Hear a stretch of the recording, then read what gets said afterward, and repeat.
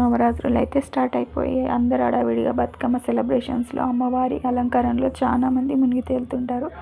నాకైతే ఇల్లు క్లీనింగ్ పెట్టేసుకున్నానండి. అమావాస కంటే ముందే చేద్దాం అనుకున్న వేరే పనులు, ఇంకా పెద్దల పండుగ అంతా పనిలో హడావిడిలో ఉండడం వల్ల కొంచెం లేట్ అయిపోయింది. ఇల్లంతా మెస్సీ మెస్సీగా, మా పాప గుంజి ఇలా అంతా గలీజ్గా చేసేస్తుంది. ఇంకా నేను డీప్ క్లీనింగ్ అయితే పెట్టేసుకున్నాను. ఇక్కడే బిజీ అయిపోయి. మీరు ఎలా సెలబ్రేట్ చేసుకుంటారు? మీరు ఇల్లు క్లీనింగ్లో ముందే చేసేసుకొని పండుగ సెలబ్రేషన్లో ఉంటారు. ఇంకా మీ ఇల్లు అయితే క్లీన్ అయిపోయింది. ఇంకా నేను పూర్తి క్లీనింగ్లోనే మునిగి తేలుతున్నాను.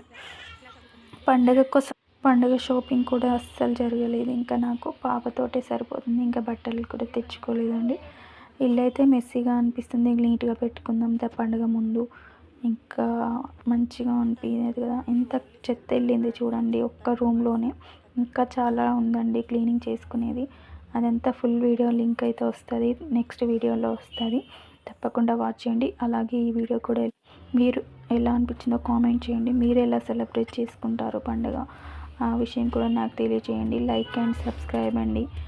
ఫుల్ వీడియో చూసి తప్పకుండా సపోర్ట్ అయితే ఇవ్వండి.